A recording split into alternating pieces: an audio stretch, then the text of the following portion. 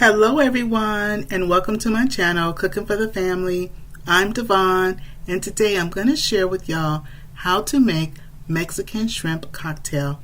Now, if you have never had Mexican shrimp cocktail before, it's my pleasure to share with you how to make it. This is how I like to put mine together. I'll also share with you different ways that you can put it together, kind of depending on your taste. Now, the ingredients that we're going to be using are fresh, simple ingredients.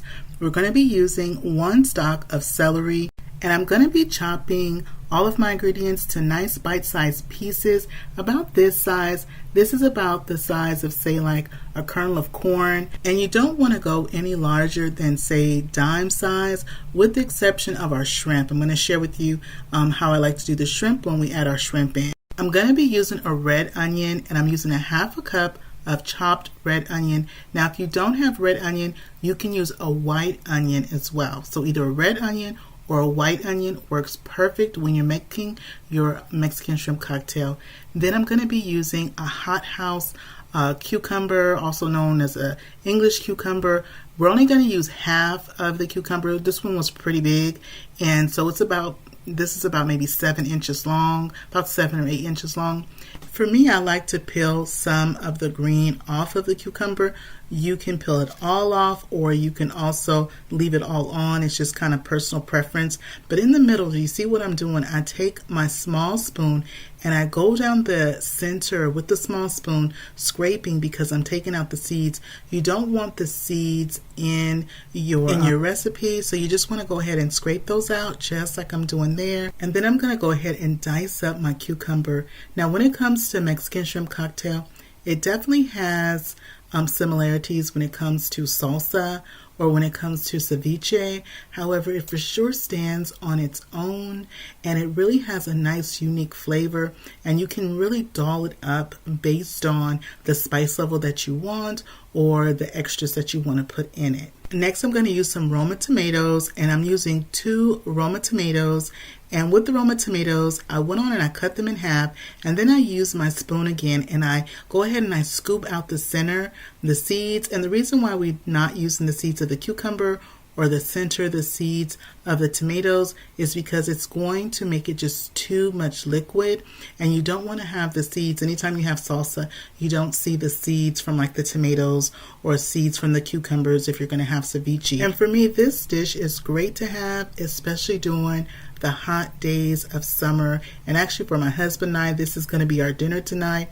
Our kids, they're off doing their own thing. It is actually Friday night, and so I'm making this. This is going to be our dinner tonight, like I was saying. So we are going to be relaxing, having some drinks, and this Mexican shrimp cocktail that I'm making for us.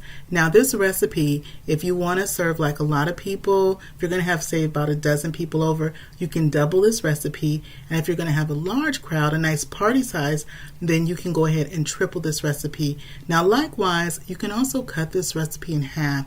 Now, the recipe that I'm making as it is, this is enough for about 6 people. So we're going to have plenty to have for ourselves, and we'll have leftovers that the kids can have, later on. I'm also chopping and putting in 2 medium-sized avocados, and when it comes to getting the pit out of the middle, I like to use my spoon, a little bit of a bigger spoon. I go around the outside of that pit of the stone, and then I just kind of pull it out. And I find that it can come out really easily, and then I go ahead and I chop up the avocado right inside of its shell, and then I can scoop it out pretty easily. So in my bowl so far, I have the 1 celery rib that I chopped up, a 1/2 cup of chopped red onion. I have a little bit more than half of a English cucumber that I went on, took the seeds out the middle and went on and chopped that up. 2 Roma tomatoes that I've seeded and also chopped up, and then I also have my 2 avocados. Next, I'm going to use some nice fresh cilantro. I'm going to chop up a 1/2 cup of fresh cilantro. Now, in the description box below, I will have a list of all the ingredients you need to make this wonderful Mexican shrimp cocktail for yourself, for your friends, for your family, for that nice pool party or end of summer barbecue. So once we have our cilantro all chopped up, we're going to add a little bit of heat. The last thing that I chop up is going to be the pepper, and I'm using a jalapeno pepper. I always do my peppers last because our fingers can be sensitive sometimes when it comes to working with peppers and chopping peppers, and so I don't want to do that at the beginning. I want to do that at the end. Now I'm seeding it, and you see how I'm seeding it by cutting it in half, and I'm using my spoon again, the small spoon I have that has a nice pointy edge to it, and then I can just go right underneath that vein and get that vein and seed my pepper that way. And when it comes to your pepper, I'm using the jalapeno pepper. However, you can also use a Serrano pepper. Serrano pepper is spicier than the jalapeno pepper. Likewise, if you want to leave it out, you can also leave the peppers out. You don't have to add them. It adds a little bit of spice, just like a little bit, and that little extra crunch as well. And so I only use one though. I'm using the 31 40 count pre-cooked shrimp that were frozen. I'm using 1 pound. I defrosted them, and then I also rinsed them in cold water. With your shrimp, I'm cutting them in half. So I'm cutting them in half, and I'm also going to leave a good portion of the shrimp whole, because this is shrimp cocktail. You want to have whole, nice big pieces of shrimp. I'm also going to leave the tail on some, and that is going to be for when I garnish. Once I have all the ingredients in the bowl, I use some kosher salt. That was half a teaspoon of kosher salt. I'm using some ketchup, and I'm using a half a cup of ketchup. And these ingredients are all the base for our Mexican shrimp cocktail. Once I put in my half a cup of my ketchup, then next I'm going to use some Clamato. Now the Clamato comes a couple different ways. You can use this one. It's not spicy, and they have one that says spicy on the front, and I prefer to use the regular one, so that way people can add whatever spice level to their bowl or to their individual serving that they like. And we're going to be using 1 cup. Total, I'm going to use 1.5 cups. You can go all the way up to 2 cups with this particular recipe that I'm sharing with you. You can go all the way up to 2 cups depending on how juicy you want it. I don't add extra ketchup if I add extra Clamato. I don't want it to be too heavily of a ketchup taste to it, and so I just add a little extra Clamato juice, just if I want a little bit juicier. But so far we've put in just 1 cup. Once you put in your 1 cup and you mix it around, this is what it looks like. With Mexican shrimp cocktail, you do want to have a good amount of that juice space there. So I like to put in 1.5 cups. Now, depending on your taste or how you like it, you're going to put more or less based on kind of like your preference. But what I like to do is I like to do 1.5 cups total, and this is what it looks like when you've done 1.5 cups of the Clamato. Then I'm going to go ahead and give it a taste for seasoning. I'm going to go ahead and add another half of a teaspoon of kosher salt. So total I put in 1 teaspoon of kosher salt. You can also use table salt as well.